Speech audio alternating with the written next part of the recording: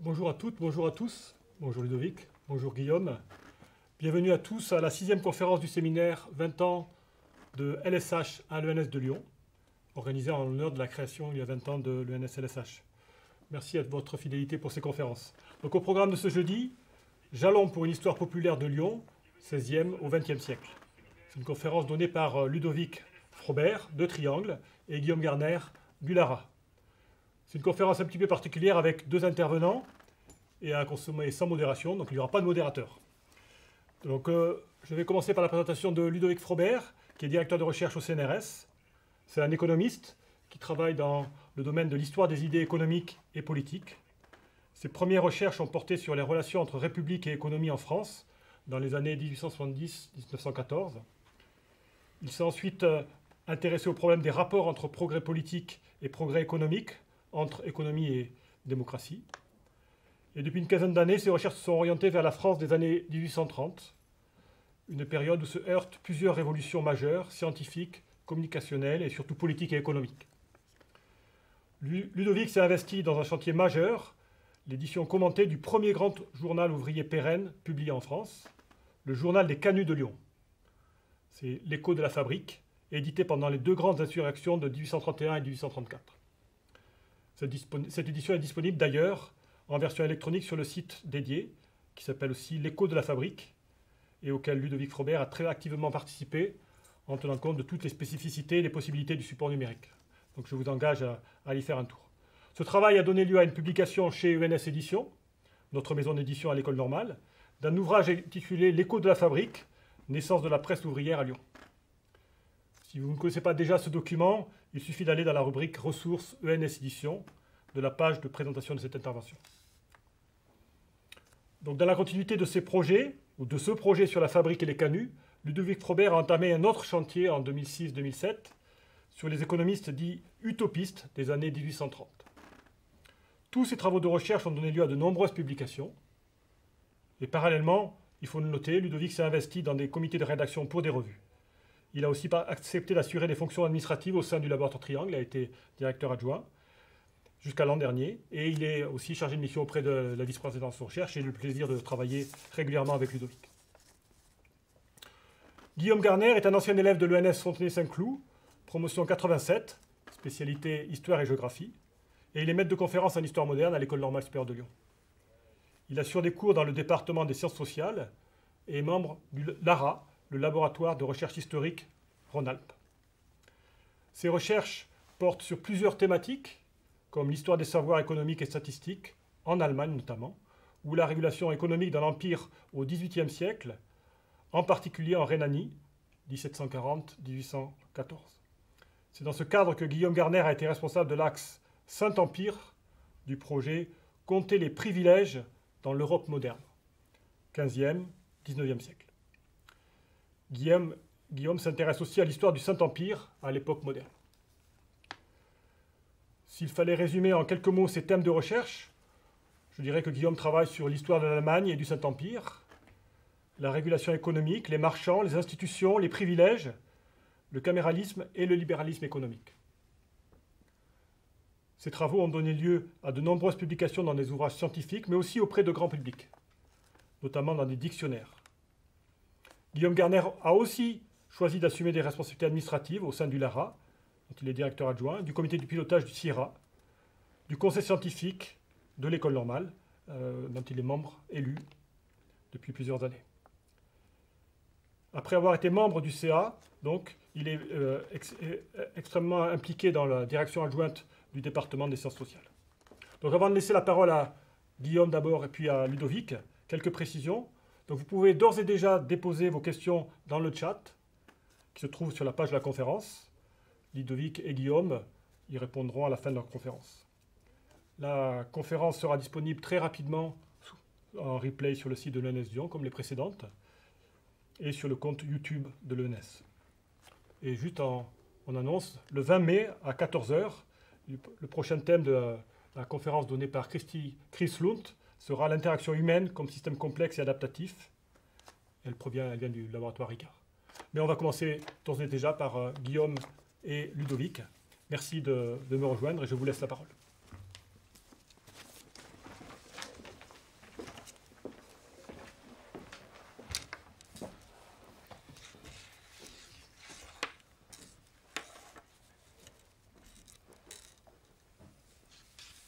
Merci Thierry pour cette introduction et cette invitation à participer donc, au cycle de conférences sur les 20 ans de l'ENS-LSH. Donc, nous allons vous présenter aujourd'hui une conférence à 4 mains et 2 voix. Avec, dans une première partie, je vais faire une présentation un petit peu de l'histoire sociale, l'histoire populaire à Lyon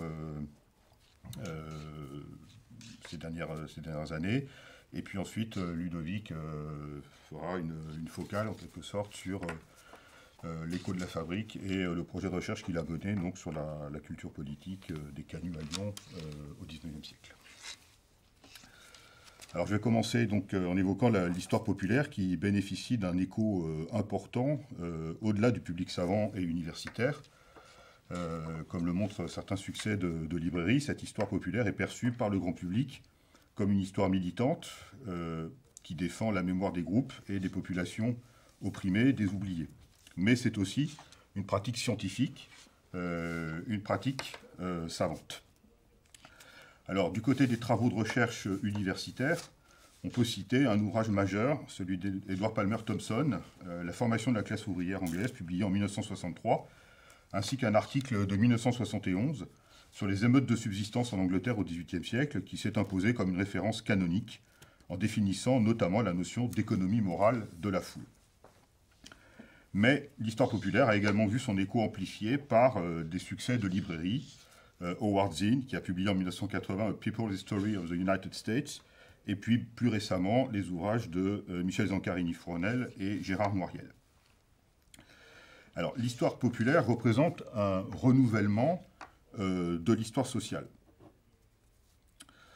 L'histoire sociale, telle qu'elle s'est développée en France, dans le sillage des annales, s'est également intéressée aux sociétés du passé dans toute leur épaisseur et aux populations, qu'il s'agisse des comportements démographiques et familiaux ou des conditions de vie, des activités économiques, des populations rurales et urbaines. On peut citer, à titre d'exemple, le travail de Pierre Goubert, Louis XIV et 20 millions de Français. Dans l'approche élaborée dans les années 50 par Labrousse, la société d'Ancien Régime est essentiellement pensée comme une société de classe travaillée par des conflits sociaux et économiques, et non pas comme une société d'ordre. En d'autres termes, ce sont des critères socio-économiques et non les statuts juridiques qui permettent de comprendre les hiérarchies et les tensions sociales qui travaillent ces sociétés. Ce débat est très important dans les années 60, et le l'ENS Saint-Cloud y a participé, puisque en 1965 et 1967, 2 colloques importants sur cette confrontation, ce débat entre société d'ordre et société de classe se sont tenus. Des colloques qui avaient été organisés notamment par Daniel Roche et qui ont débouché sur la publication de 2 volumes importants, sans doute plus actuels qu'on ne le pense. Revenons à Thompson. Edward Palmer Thompson a développé un programme de recherche en opposition au marxisme orthodoxe, mais aussi en opposition à l'histoire sociale telle qu'elle se pratiquait en France dans le paradigme du courant des annales. Il reproche notamment à cette histoire 2 choses. D'une part, de considérer les classes sociales comme des entités fixes, comme des structures plus ou moins invariantes, alors que selon lui, la classe et sa formation se comprennent à travers les relations et les affrontements avec d'autres classes. Il lui reproche d'autre part de sous-estimer l'autonomie des classes populaires. Celles-ci ne sont pas seulement prises dans les filets d'une domination politique ou d'une exploitation économique, mais elles savent inventer des modes autonomes d'action et de revendication. C'est cette capacité d'action autonome que Thompson désigne par la notion d'agency. Par son importance économique et démographique, Lyon est à la fin du XVIIIe siècle la 2e ville du royaume, par les forts contrastes sociaux qui structurent sa société depuis au moins la fin du Moyen-Âge, Lyon a constitué, dès les années 1960, un terrain d'enquête privilégié pour l'histoire économique et sociale. On peut ajouter 2 autres particularités de la ville, qui a été un des hauts lieux de la réforme protestante jusqu'au début des années 1570, et d'autre part, cette ville a un poids politique réduit. En particulier, ce n'est pas une ville de parlement, ce qui permet peut-être aux conflits sociaux de s'exprimer sans interférence avec des conflits politiques locaux. C'est ce qui explique que nombre de travaux en histoire sociale se soient depuis les années 60 intéressés à Lyon, à sa région, et ces travaux révèlent des différences entre différentes manières de faire de l'histoire sociale et le passage d'une histoire sociale traditionnelle à ce qu'on appelle l'histoire populaire. Donc c'est ce parcours dont je vais présenter quelques jalons sans bien évidemment prétendre à l'exhaustivité. Alors, je voudrais d'abord revenir sur un travail publié en 1971 par Richard Gascon, professeur à l'université de Lyon 2, qui publie sa thèse d'État sur les marchands et le commerce à Lyon au XVIe siècle. C'est un ouvrage, un monument de l'histoire économique et sociale, pas seulement de la ville lyonnaise, mais de l'histoire économique et sociale française en général, qui aborde la question des émeutes populaires à Lyon au XVIe siècle, et notamment l'émeute de subsistance de la Grande Rebenne de 1529. Et il le fait suivant une approche qu'on peut qualifier de traditionnelle. L'émeute est une conséquence de l'augmentation du prix des subsistances. Ceci répond à la vision spasmodique de ces émeutes comme réaction quasi automatique aux variations des prix que dénonce précisément Thomson au même moment. L'analyse est centrée principalement sur la réaction des autorités de la ville entre répression et prise en compte des revendications de la foule. Certes, le profil social de cette foule émeutière est analysé, mais sa parole n'est pas véritablement restituée. In fine, cependant, Richard Gascon nuance son interprétation et fait intervenir d'autres facteurs que des déterminismes socio-économiques, relevant de ce qu'on appelle à l'époque l'histoire des mentalités. Alors, je donne une citation parce qu'elle fait écho à un titre. Il reste en dehors d'elle et parfois en contradiction avec elle, comme il se trouve ici, une autre part de la vie des hommes, celle des passions et des rêves, celle des fanatismes aussi, qui captent, mobilisent et orientent, selon leurs propres lois, les colères et les violences populaires. Au même moment, Maurice Garden, autre historien de Lyon, publie une autre thèse d'État, Lyon et les Lyonnais au XVIIIe siècle. Dans cette étude qui relève à la fois de la démographie historique et de l'histoire sociale, Maurice Garden remet en cause le découpage de la société Ancien Régime en classes sociales homogènes proposé par Labrousse. Cette nomenclature des classes sociales se révèle, pour Maurice Garden, inadaptée à la complexité de la société lyonnaise de la fin du XVIIIe siècle. Mais la grille de la société d'ordre n'est pas davantage adaptée. Dans un dernier chapitre au titre provocateur, Du corps de métier à la lutte des classes, Maurice Garden montre comment les évolutions économiques dans le textile ou la chapellerie font craquer le cadre corporatif, organisé avec ses maîtres et ses compagnons, pour laisser place à l'émergence d'une économie de marché. Progressivement, les maîtres d'atelier basculent du côté des ouvriers manuels. Ils demandent la fixation légale d'un salaire, refusent la loi du marché, mais dans le même temps, ils reconnaissent implicitement qu'ils sont subordonnés aux marchands fabricants qui dominent notamment le secteur de la soierie.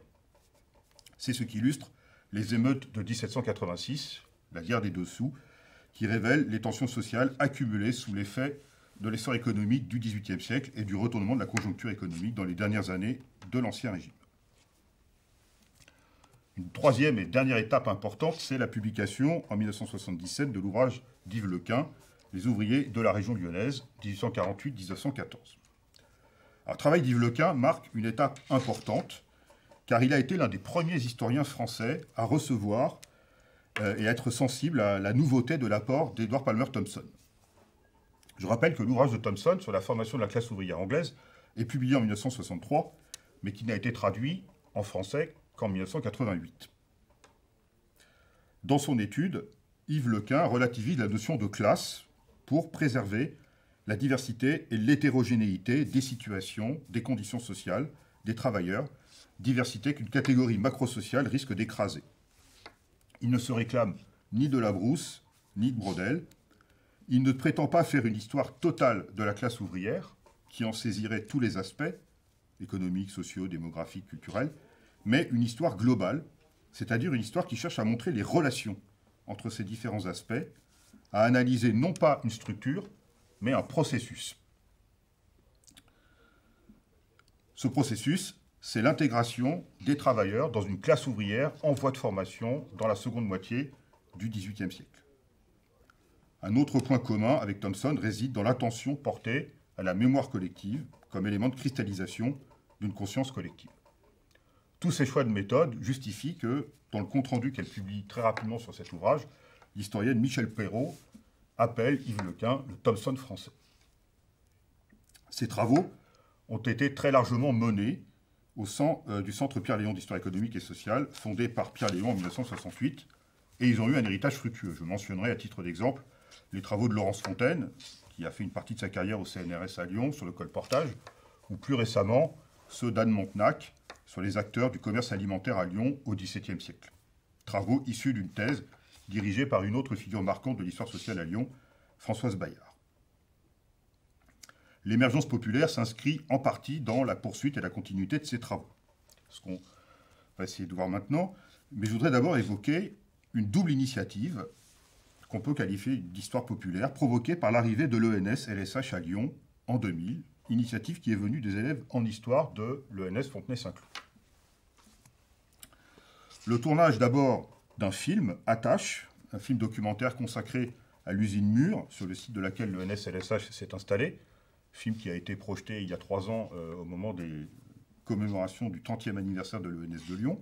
Et puis deuxièmement, l'exposition Baraque, qui s'est tenue à l'ENS-LSH au printemps 2003 et qui a ensuite circulé à Aix-en-Provence et au Centre des archives du monde du travail de Roubaix. Cette exposition repose sur la publication du fonds photographique du dispensaire de la Mouche Gerland.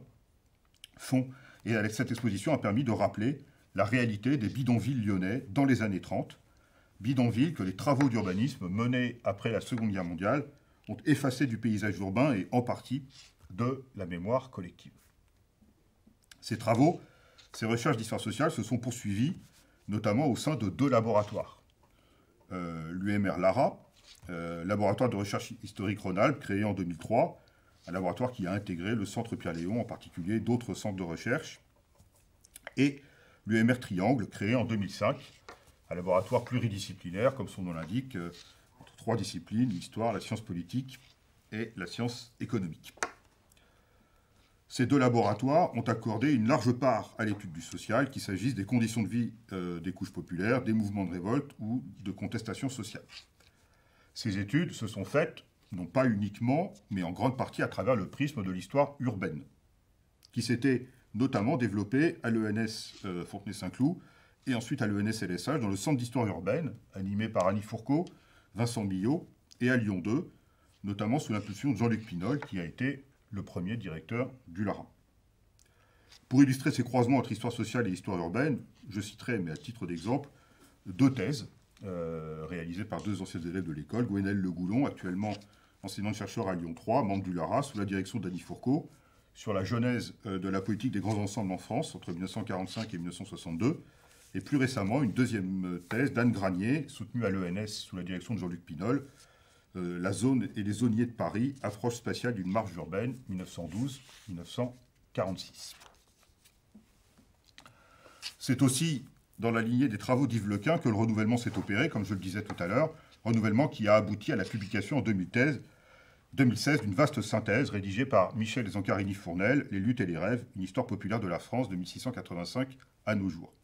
Michel Zancarini-Fournel qui avait soutenu en 1988 sa thèse sous la direction d'Yves Lequin, Parcours de femmes, réalité et représentation, Saint-Étienne, 1880-1950.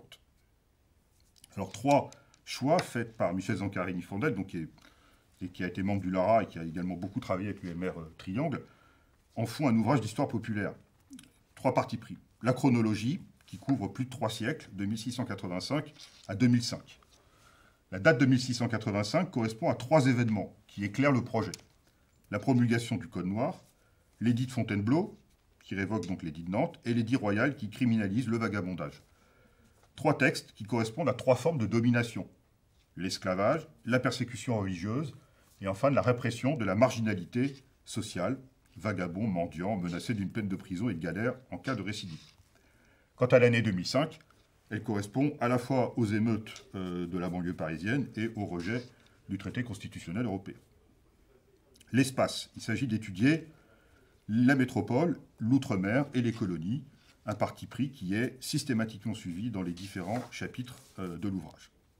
Quant à l'objet, l'histoire populaire, c'est l'histoire des dominés, c'est-à-dire les classes ou les couches populaires, les femmes, les minorités ethniques, en métropole et dans les colonies, les minorités religieuses. Pour Michel Zancarini-Fournel, par exemple, bien que parfois aisés, les protestants, à l'époque moderne, sont l'objet d'une domination politique qui en fait des subalternes. L'histoire populaire se donne ainsi comme objectif d'étudier la manière dont des dominations de nature différente peuvent se cumuler ou s'articuler. Le chapitre, par exemple, consacré à la période 1871-1914 est intitulé « Conscience de classe, conscience de race ».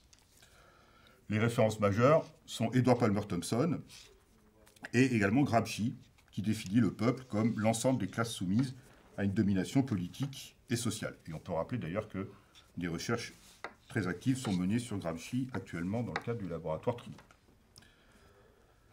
Le point de vue, c'est celui de ne pas étudier la domination comme processus, mais de restituer la voix des dominés. Michel Zancarini-Fournel se réclame ici de Thomson, une histoire vue d'en bas, et de ce point de vue, son approche de l'histoire populaire diffère de celle de Gérard Noiriel, qui refuse de réduire l'histoire populaire à l'histoire des classes populaires et qui centre son propos sur les processus et les mécanismes de domination, ce qui implique d'une certaine façon de considérer à parts égales dominant et dominé. Tout ça veut dire qu'il existe différentes manières d'envisager, de pratiquer l'histoire populaire.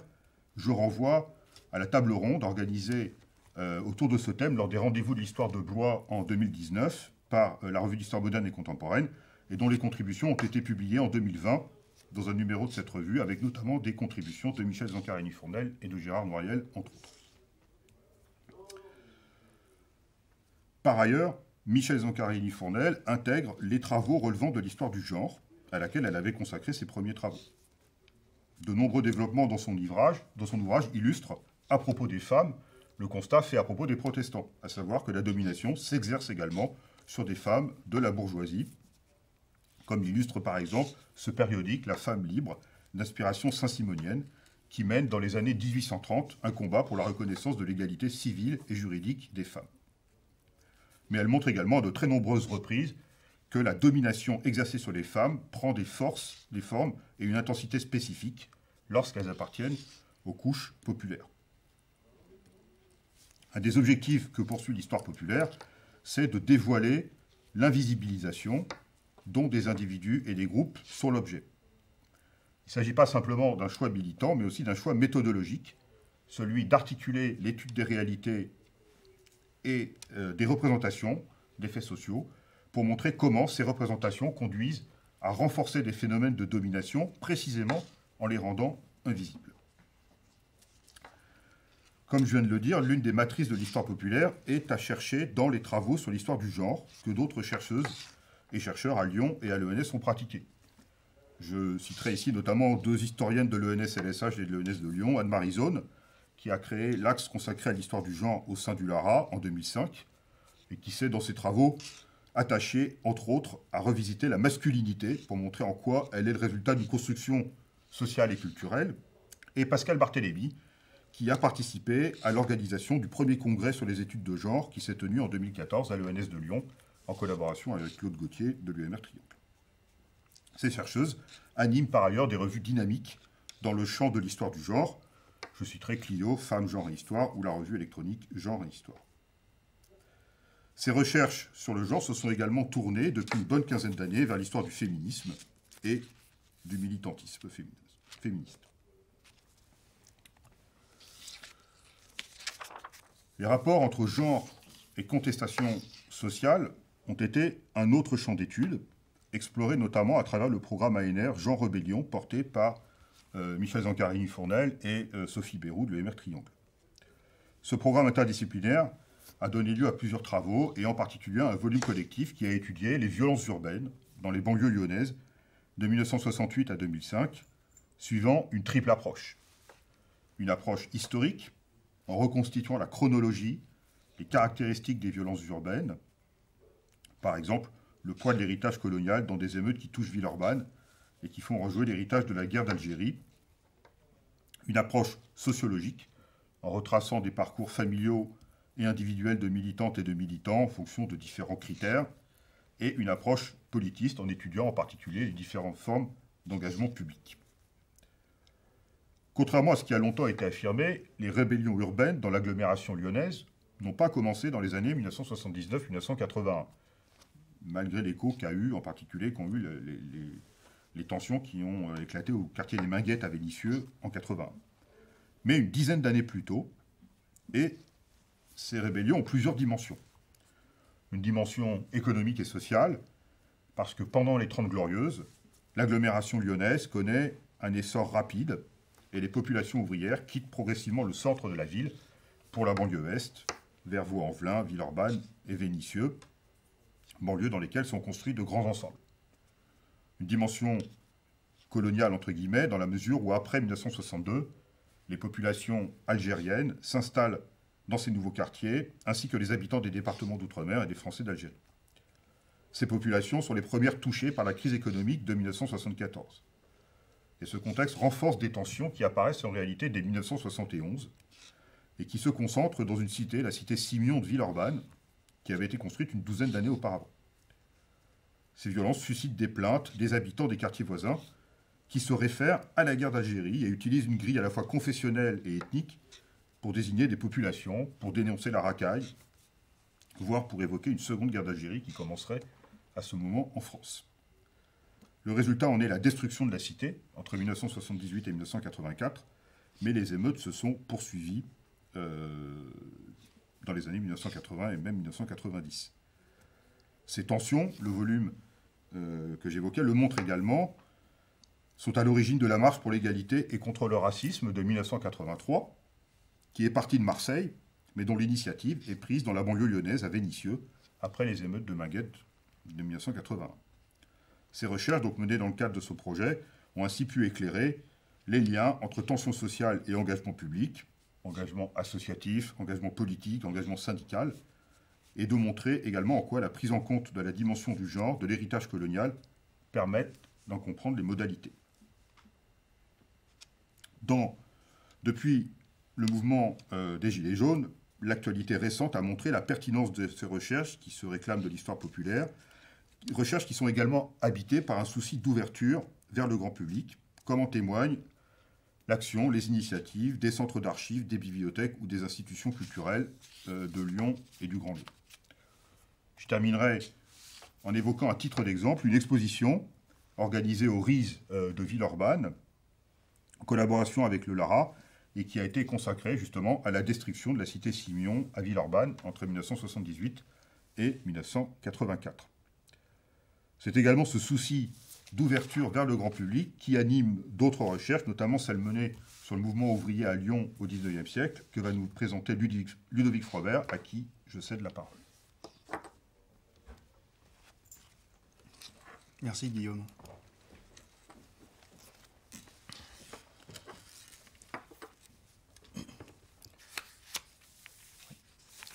Donc les recherches sur la fabrique, c'est-à-dire l'industrie de la soie lyonnaise, les canuts et le temps des insurrections, 1831, 1834, voire 1849, s'inscrivent dans ce paysage de l'histoire populaire que vient d'esquisser Guillaume. Le projet Écho de la fabrique débute à l'ENS Lettres Sciences Humaines en 2003, et ce dans les circonstances suivantes. À ce moment, dans les couloirs du bâtiment recherche, je croise Jean-Claude Zancarini, volontiers porteur d'un message de Maurice Tournier.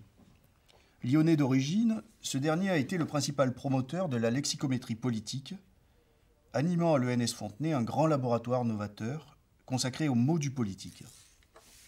Il a parcouru scientifiquement le domaine de l'étymologie sociale, a abondamment publié sur le sujet et n'a pas oublié ses origines lyonnaises, consacrant notamment au Canut un roman, La ville flageolée, Lyon 1831-1834. Maurice Tournier a donc signalé aux collègues accompagnant l'arrivée de l'ENS Fontenay à Lyon l'existence d'un corpus singulier, pionnier, unique, magistral, dans le contexte général d'une histoire populaire globale, celui de l'écho de la fabrique. Le journal des canuts de Lyon, au temps des grandes insurrections de 31 et 34. L'écho, c'est le journal combatif, militant des artisans en soierie de Lyon, les canuts, qui travaillent dans la fabrique, soit une manufacture dispersée composée de centaines de petits ateliers qualifiés, disséminés alors plutôt dans les vieux quartiers rive ouest de la Saône, et qui ont aussi, avec le métier jacquard, commencé à conquérir les pentes de la Croix-Rousse, et étendent encore leurs activités jusqu'à Oulin ou Vèze. Tournier a expliqué que ce corpus, comprenant quelques 150 livraisons du journal, ou de ses satellites, mériterait d'être redonné à lire et étudié à nouveau regard.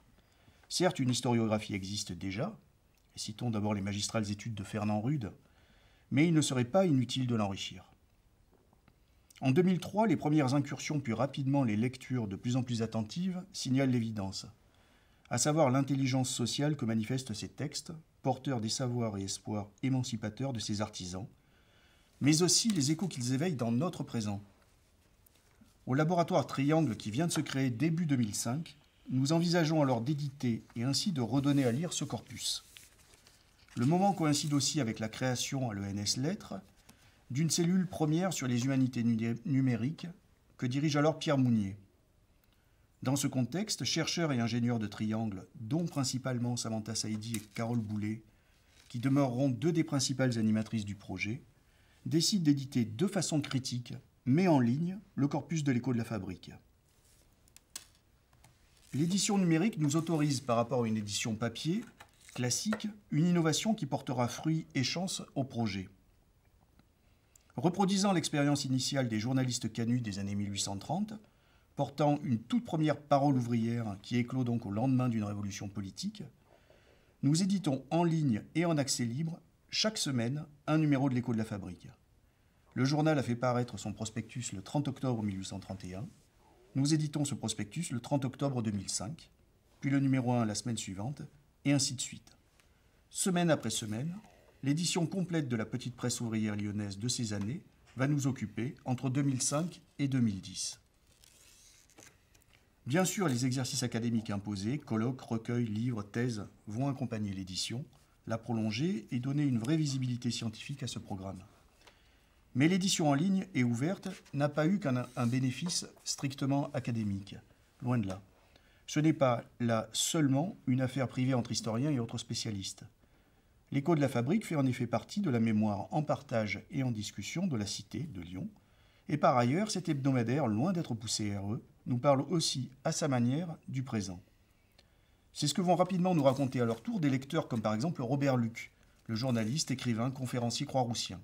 Des lecteurs qui, pour quelques-uns, entre 2005 et 2010, se mettent à relire hebdomadairement l'Écho de la Fabrique, un peu comme on peut lire Le Canard enchaîné ou Le Nouvel Observateur. Robert Luc, qui dans ses bambanes, se met alors à réciter, clamer, certains passages de l'Écho de la Fabrique. Ou Valérie Zipper, qui avec sa compagnie théâtrale du Chien jaune, reprend et fait jouer certaines thématiques centrales du corpus, et là encore actuelles, traitées 150 ans auparavant dans l'Écho de la Fabrique. Par exemple, les combats au sein du Conseil des prud'hommes. Mentionnons également Philibert et Virginie Varenne, qui venaient alors de reprendre la Maison des Canuts, étaient encore en contact avec les derniers tisseurs et tisseuses, et étaient eux aussi désireux de participer à l'élaboration d'une histoire renouvelée, accessible et transmissible des Canuts, de leur industrie, de leurs valeurs et attentes, de leur révolte et indignation, de leur vie en somme. Enfin, j'associerai à cette communauté Benoît Roux et les éditions Libelle, partie prenante de ce renouveau. Lors de ces années 2005-2010, le projet sur l'Écho de la Fabrique s'est alors trouvé associé au festival naissant de Novembre des Canuts, faisant dialoguer patrimoine, art du spectacle, édition et recherche. Un festival dont la première édition, en 2008, prit naturellement pour thématique la presse ouvrière et dont en 2020, nous avons fêté la 13e édition sur, malheureusement, la thématique d'actualité du choléra au corona, la santé, une histoire sociale. Le projet sur l'Écho de la Fabrique participait à une histoire populaire, déjà par ce dernier trait.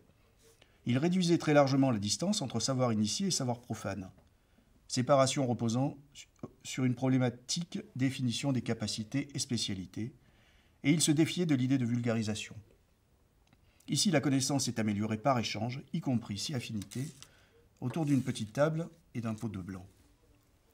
Mais plus largement, ce projet participa à l'élaboration d'une histoire populaire par l'approche retenue, favorisée ici par les thèmes abordés.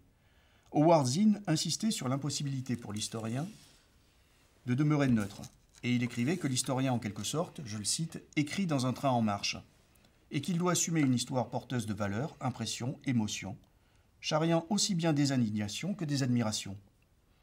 L'histoire populaire, écrit plus précisément Zinn, peut avoir 5 vertus.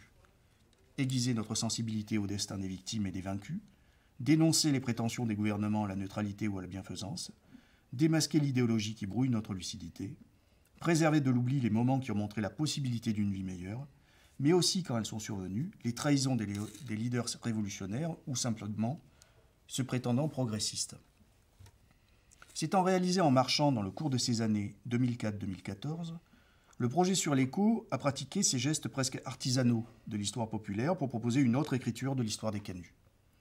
Mais en quoi ce renouvellement s'avérait nécessaire ? Nécessaire ce renouvellement l'était car, consacré par Karl Marx comme première révolte du prolétariat moderne là où des publicistes libéraux comme Saint-Marc Girardin ou Louis Raybaud n'y avaient vu que barbarie d'une, je les cite, race de crétins incapables de saisir le sens de l'irrésistible modernité, les insurrections de Lyon ont longtemps attiré une historiographie par trop teintée d'idéologie, que ce soit de gauche ou de droite. Et cela a paradoxalement longtemps dissuadé, en France, de rouvrir à nouveau frais et risques les enquêtes historiques sur le sujet. Des études classiques d'Yves Lequin ou de Jacques Rougerie abordaient magistralement l'étape d'après, parlant des ouvriers et mouvements sociaux lyonnais de la séquence 1848-1871. Mais le moment 1831-1834 demeurait peu traité en France. Lorsque le projet sur l'écho de la fabrique a commencé, le renouvellement se constatait donc, mais venant plutôt de l'autre côté de l'Atlantique, avec des historiens comme Robert Bezuka, George Sheridan ou Marilyn McDougall. Le champ était donc libre à Lyon pour rouvrir le dossier. Par ailleurs, ajoutons que l'approche historienne au tournant 2000 avait changé, le pragmatisme irriguant les sciences sociales. Désormais, comme le soulignait par exemple Paul Ricoeur commentant le recueil de Bernard Le Petit, Les formes de l'expérience, une autre histoire sociale, publié en 1995, désormais donc s'agissant des normes, des coutumes, des règles de droit, toute institution capable de faire tenir ensemble les sociétés, de tisser du lien social, et là je cite Ricoeur, on parlera plus volontiers de structuration que de structure. Cette orientation du projet permit alors d'avancer sur 3 chapitres que nous pouvons seulement rapidement évoquer ici. 3 chapitres donc, artisans, révolte, utopie. Premièrement, artisans. À la suite des études capitales d'Alain Contreau, on a mieux distingué la spécificité du modèle productif de la fabrique, et de là mieux cerner l'identité sociale, politique, culturelle spécifique du Canut. Modèle productif original, la manufacture dispersée constituait à l'époque, pour la soierie, une alternative loin d'être irrationnelle ou obsolète à la production de masse que va à ce moment généraliser le modèle de la manufacture concentrée dans les domaines du coton ou de la laine. On a souligné que performante, innovante, ce type de manufacture s'appuyant sur les savoirs et savoir-faire de tous ses agents nécessitait non du laisser-faire, mais des régulations collectives complexes, impliquant et faisant participer ses principaux acteurs, publics et privés. Bref, qu'il n'y avait pas, comme le prétendait alors l'expertise économique libérale du temps, un seul chemin, celui des marchés, de la division hiérarchique des tâches, de la concentration et de la gouvernance, fléchant les améliorations économiques et sociales dans le sens du progrès. Qu'à cette expertise économique libérale, les Canuts eux-mêmes avaient opposé leur propre lumière, ne cessant d'affirmer qu'il fallait, au contraire, améliorer incessamment et surtout collectivement les régulations complexes de ce type d'industrie de pointe pour espérer la voir survivre, et notamment le Conseil des prud'hommes, institution capitale de paix industrielle et de règlement amiable des différends, lorsqu'elle respecte sa logique paritaire. Prud'homme dont il faut rappeler que la première expression avait significativement siégé à Lyon dès 1806. Que le Canut, artisan qualifié, éduqué et producteur central dans ce système, devait apporter ses propres connaissances et intérêts pour éclairer et infléchir ses régulations.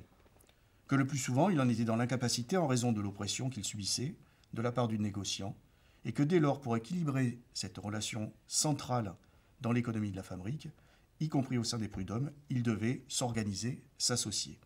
Ce qu'il fera avec la création du mutualisme lyonnais autour de 1830, un mutualisme qui était porteur de l'impératif d'indication et d'entraide, exprimant simplement l'idée que les valeurs, les intérêts, l'existence même du Canut devaient être rendus audibles et visibles. Comme le souligne au lendemain de l'insurrection de 1830 un coup de navette, car ainsi s'intitule la rubrique de brève facétieuse et mordante de l'écho de la fabrique, je cite, « Un prince a dit « Les intérêts des uns doivent être les intérêts des autres. Les ouvriers sont toujours les uns. Quand seront-ils donc les autres ?» Révolte. Bien sûr, ce premier aspect permettait d'interroger la dimension presque légendaire de révolte et insurrection associée à l'histoire des Canuts. Or, de part et d'autre, les historiographies classiques, disons pour résumer libérales et marxistes, faisaient curieusement des Canuts les passagers embarqués d'une histoire qu'ils ne comprenaient pas entièrement, ou dont ils avaient été involontairement et en partie inconsciemment partie prenante. Les approches classiques projetaient ce qu'Edward Thompson a appelé, pour les dénoncer, je cite, « les visions spasmodiques de l'histoire populaire ». Dans ces approches, lorsqu'une émeute populaire intervient, on l'analyse comme, je cite encore Thompson, plus spontanée que consciente ou organisée, de simples réponses à des stimuli économiques. L'analyse s'enchaîne ainsi, l'élémentaire, l'instinctif, la fin. La lecture de l'écho de la fabrique signale rapidement qu'il n'en était rien, et que 1831 et 1834 n'étaient pas des émeutes de la faim.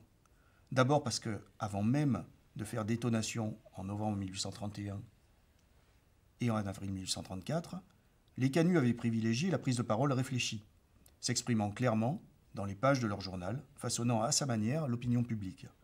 Dans l'écho de la fabrique du 29 avril 1832, on a cette définition magnifique. Bouclier, un journal sert d'arme défensive. Javelot, il sert à l'attaque. Miroir, il réfléchit les opinions. Arène, il leur ouvre un champ libre. Table rase, il reçoit et conserve leurs opinions diverses. Rien de spasmodique non plus, parce qu'on constate que les revendications exprimées, par exemple sur les tarifs, la réforme des abus, la composition et l'émission des prud'hommes, se rattachaient chez les canuts à une définition assez claire de ce qui était compris comme idéalement juste, soit raisonnablement efficace et équitable, et à une perception non moins claire de la façon concrète d'améliorer les choses au quotidien. Naturellement, la violence demeurait une option possible, mais en dernière instance, tant elle demeurait coûteuse pour ses artisans. Vivre en travaillant, mourir en combattant, la célèbre devise, constitue une réalité du temps, et la révolte demeure un événement incontournable en novembre 1831 et en avril 1834. Mais ces révoltes interviennent à partir du moment où il s'avérera impossible de faire comprendre le minima à certains satisfaits, comme on les appelait, bénéficiaires de la curée des rangs, privilèges, richesses, caractérisant les lendemains de juillet 1830. Un minima que dessinait ce modèle d'économie morale que partageaient les canuts et qu'ils estimaient bénéfique à tous, à partir du moment où tous estimaient partager un monde commun. Et malheur alors à ceux qui, férus d'inégalités plus ou moins extrêmes, prenant désormais la forme inédite de l'exploitation de l'homme par l'homme, ne le comprenaient pas. Car en bref, lors de nouveaux temps industriels où on ne pouvait plus vivre en combattant, parce que le temps des rois et des nobles était passé, il était tentant d'espérer bien vivre en travaillant, sinon il faudrait malheureusement se résoudre à mourir en combattant. Mais le pire serait évité, à savoir mourir en travaillant. Donc, utopie. Le temps des insurrections et du premier mouvement social lyonnais coïncide avec une nouvelle floraison des utopies. Je cite, « Le socialisme paraît, et l'aube du jour, c'est 1830, Pierre Leroux. » Mais alors que les termes en évolution, socialisme, communisme, sans oublier république, surgissent ou ressurgissent entre 1830 et 1840, le grand vocable du jour, c'est plutôt celui d'association. Partout, y compris chez les romantiques, on craint alors que la sacralisation des étroites libertés économiques soit synonyme de rupture de tous les liens sociaux. On anticipe la menace d'une invivable et laide société en poussière, poussière d'individus seulement mus par leur intérêt individuel et leur obsession à se distinguer. Pour Auguste Blanqui, le révolutionnaire, Louis-Philippe Ier, donc qui est roi en 1830, désormais trivial roi bourgeois, c'était, je cite Blanqui, la boutique incarnée, c'est-à-dire l'argent en chair et en os. Les utopistes estiment, eux, qu'il faut lutter contre la désassociation. Imaginez pour cela une vaste connaissance nouvelle du lien social pour les temps à venir. En clair, terminer créativement la grande révolution en réalisant, en rendant réel, les valeurs de liberté, égalité et fraternité. Rêve, idéal, utopie, elle et il le revendiquent d'ailleurs. C'est ce qu'exprime magnifiquement l'écrivaine George Sand dans une lettre au maçon poète Poncy. Je la cite, « Voilà comment les utopies se réalisent. C'est toujours autrement et mieux. » Quel lien de tout cela avec la situation lyonnaise? Les publicistes conservateurs les moins civilisés expliqueront que non seulement il y avait là, avec socialisme, communisme ou république démocratique et sociale, des utopies de dérangées à dangereuses, mais que les canuts, comme on pouvait s'y attendre, ne pouvaient rien faire d'autre que de gommer tout cela tout cru.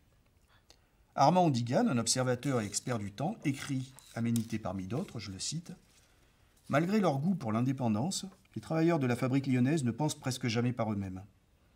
Ils ont absolument besoin de recevoir un thème tout fait, sauf à le broder ensuite avec leurs rêveries. Ils subissent donc aisément l'influence des idées et des passions d'autrui. Rien de plus facile que d'exploiter à leur insu cet état mental, qui n'est pas l'ignorance, mais l'absence de réflexion. » Les ouvriers de la fabrique étaient-ils inertes à l'écoute béate des intellectuels utopistes du temps? À l'écoute, oui. Certes, béate, non. Il faut d'abord préciser que la distinction ouvrier-intellectuel ne tient qu'assez peu pour la période, tant dans les deux cas, certains étaient à la fois l'un et l'autre. À l'écoute, les canuts le furent des prédicateurs saint-simoniens, des disciples fourriéristes, des publicistes républicains. Chacune de ces écoles, chacune à sa façon, et notons que les rivalités, mesquineries, adversités, picrocolines étaient déjà le quotidien de ces écoles, incapables de s'unir pour former un front commun qu'on pourrait dire aujourd'hui de gauche. Chacune donc de ces écoles apportait des projections brillantes pour inventer autant que découvrir un monde à venir qui devait apporter liberté, fraternité et égalité à toutes et tous, que ce soit sur la question de la propriété, du travail, du besoin, de la répartition. Les canuts repérèrent toutefois les quelques périls et insuffisances de ces utopies, parfois trop brillantes, les adaptèrent aux problèmes concrets qu'ils affrontaient, et cela pour améliorer leur situation, mais aussi, et c'est ce qu'il faut souligner ici, pour réfléchir aux problèmes généraux de leur temps. Pour reprendre les termes actuels de Richard Sennett, auteur d'un bel ouvrage général sur l'artisan, qui a été traduit en français sous le titre « Ce que c'est la main » en 2010, ils démontrèrent là leur, j'utilise l'expression de Sennett, art de l'expérience. En l'exprimant le plus simplement possible, on s'aperçoit en lisant les pages de l'Écho, de la Fabrique, qu'ils réfléchirent de concert leur démocratie d'atelier basée sur mutualisme et prud'homme, et la façon dont cette démocratie d'atelier permettant l'apprentissage des gestes élémentaires, de la participation et de la délibération, pouvait à sa mesure devenir un patron, soit un atelier pour la démocratie. Concluant en quelques mots, ce qui fait la spécificité du projet Écho de la Fabrique, et l'identifie dès l'origine au laboratoire Triangle, qui est un laboratoire qui travaille sur action, discours et pensée politique et économique, fut de travailler avec Canut, Insurrection, Fabrique, à une histoire de pouvoir et de passion, et alors d'être en mesure, anachronisme contrôlé, de faire prudemment dialoguer passé et présent. Un grand merci, Ludovic Frobert et Guillaume Garner, pour votre intervention. Voici les questions posées dans le chat. Alors, première question. Cette conférence est passionnante. Je me demandais quelle relation les historiens lyonnais ont eue avec les historiens étrangers. Je veux bien donner quelques éléments de réponse que Ludovic pourra compléter. Alors, les relations, elles ont été réelles, mais inégales. C'est-à-dire qu'il y a eu, par exemple... il y a une historienne américaine qui s'est intéressée à la société lyonnaise du XVIe siècle, qui est très connue, c'est Nathalie Zemon Davis, qui a travaillé fait sa thèse sur les compagnons typographes lyonnais au XVIe siècle, et qui a fait une étude à la fois d'histoire sociale et culturelle, et puis ensuite elle a diversifié ses champs d'intérêt vers l'histoire du genre, l'histoire des femmes. Donc elle avait d'ailleurs... donner une série d'entretiens à Michel Jourde à l'ENS qu'on peut consulter sur le site de l'école. Ensuite, effectivement, les rapports ont été relativement inégaux. Il y a un personnage un historien qui a joué un rôle important, un historien anglais, c'est Geoffrey Crossick, qui est un historien spécialiste de la petite bourgeoisie, de la classe ouvrière, des corporations, qui connaissait très bien Yves Lequin, et qui a été sans doute un passeur, en quelque sorte, de l'œuvre de Thomson en France. Et puis ensuite, plus récemment, il y a eu une référence... Thomson est devenu une référence vraiment importante à partir de la traduction des écrits de Thomson a eu un rôle important. Il y a eu la traduction de la formation de la classe ouvrière en 1988, je l'ai dit, et puis l'article sur les émeutes de subsistance a été traduit en 1989.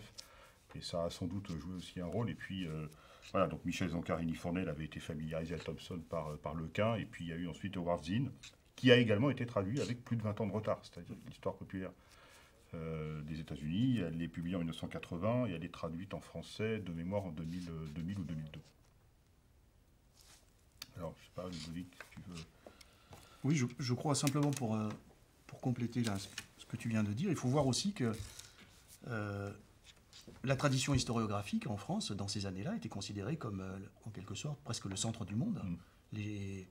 L'école des Annales qui avait été fondée en 1929 par Bloch, Fèvre, puis après la génération suivante, qui est quand même une génération brillantissime, avec Labrousse, Braudel et autres, était en quelque sorte rectrice, mais je dirais au niveau mondial, de l'histoire. Et donc les historiens étrangers, et d'autant plus quand on travaillait sur un terrain français, les historiens étrangers venaient en quelque sorte... en France pour travailler dans le cadre de cette école. Enfin, il faut le resituer parce que maintenant on est presque dans une situation inverse où dans un certain nombre de sciences sociales, il faut absolument qu'on aille notamment aux États-Unis ou dans les facs anglaises pour en quelque sorte aller là où se fait la connaissance. Pendant toute cette période que tu évoques là dans le cadre de ta présentation, l'un des principaux centres de réflexion, c'était la France. Après, les choses évoluent un petit peu. Pour aborder le terrain plus étroit de l'écho de la fabrique, c'est vrai que je parlais dans le cadre de la présentation de ces historiens américains. Ils sont tous venus, en quelque sorte, dans le cadre du Centre Pierre-Léon,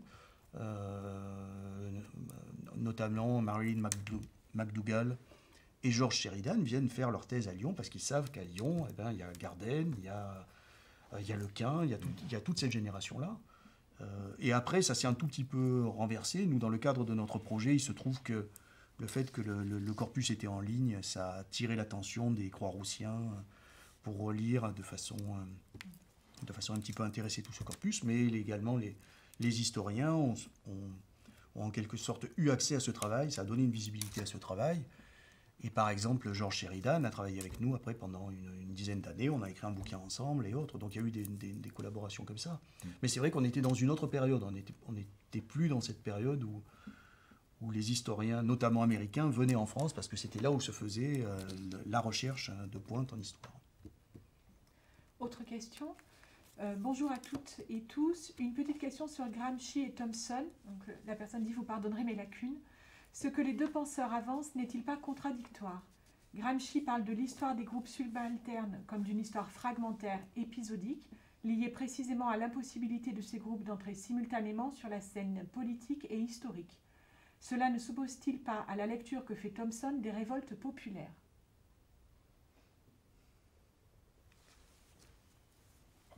Je pense qu'il y a effectivement des différences entre les deux approches, mais ce que décrit Gramsci, c'est effectivement une situation d'aliénation en quelque sorte. Mais je pense aussi que le propos de Thomson, c'est de montrer effectivement comment il est possible, d'une certaine façon, d'accéder à une forme d'autonomie, de majorité au sens kantien du terme, je dirais presque, pour parvenir à articuler une position, politique autonome. Donc la contradiction entre Gramsci et Thomson me semble, telle qu'elle est formulée dans la question, elle est en partie exacte, mais je pense qu'il faut nuancer l'opposition en quelque sorte entre les deux approches. Une troisième question. Quel rôle joue la mémoire des insurrections passées dans les rébellions récentes? Alors ça, c'est un débat très actuel et assez brûlant. La question, effectivement, c'est de savoir si il y a une continuité, en quelque sorte, de la mémoire des rébellions populaires du 19e siècle à la fin du 20e, au début du 21e siècle. Et en particulier, quel est l'héritage, en quelque sorte, ou la portée de la mémoire du soulèvement des canuts dans la seconde moitié du XXe siècle. Et là-dessus, il y a un débat. C'est-à-dire que certains estiment que cette mémoire, elle joue encore un rôle, pas forcément très important, mais elle joue un rôle non négligeable. Et d'autres, Michel Zancarini-Fournel en particulier, estiment que c'est une mémoire qui est assez largement effacée et que la mémoire, les faits de mémoire qui sont à l'œuvre dans les tensions et les rébellions urbaines depuis un demi-siècle, elles se réfèrent surtout à l'histoire coloniale, plus qu'à l'histoire ouvrière ou plus qu'à l'histoire du mouvement ouvrier de Lyon. Ceci dit, ça dépend aussi des époques, parce qu'on voit bien que dans le discours qui est tenu sur les canuts par les penseurs libéraux, par les représentants des marchands fabricants, il y a une continuité assez forte avec les discours qui étaient tenus un siècle avant par les marchands fabricants de la fabrique de soie sur les revendications des canuts et des ouvriers, revendications qui sont déjà très nettement articulées et exprimées dès les années 1730.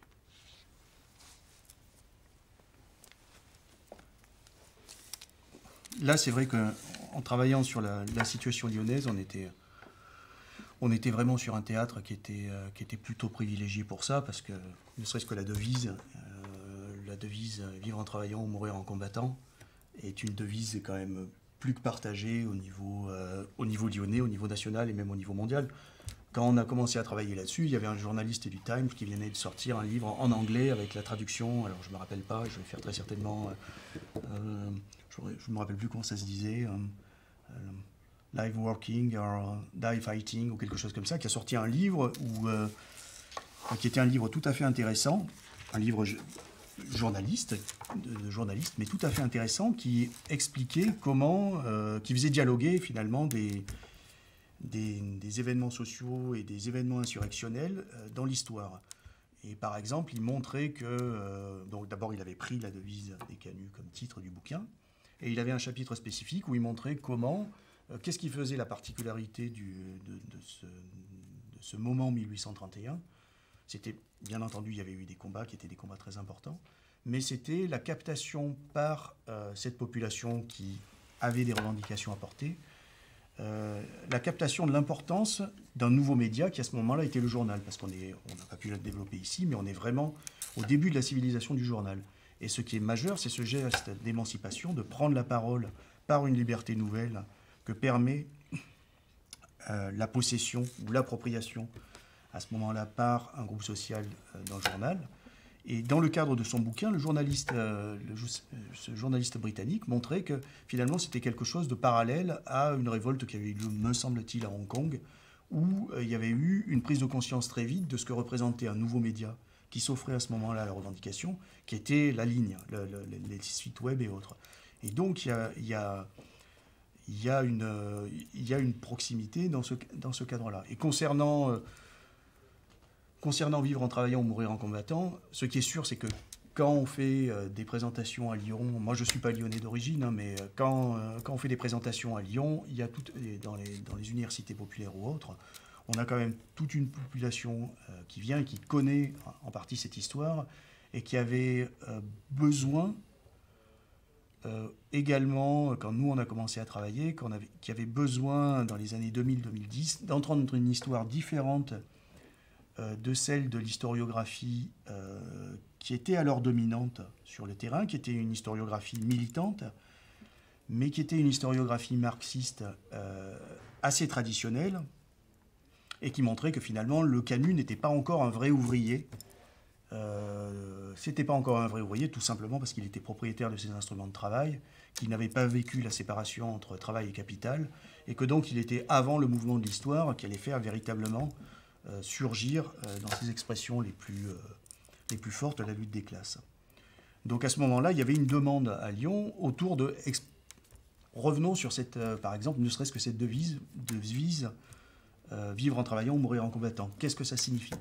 Et donc on retrouvait toute cette histoire derrière, et à ce moment-là, il y avait quand même énormément de public qui avait besoin qu'on leur rappelle la complexité, les débats et les controverses qu'il pouvait y avoir autour de toutes ces histoires-là, et qu'il n'y avait pas de messages qui étaient des messages assez uniques sur la question de ne serait-ce que vivre en travaillant ou mourir en combattant.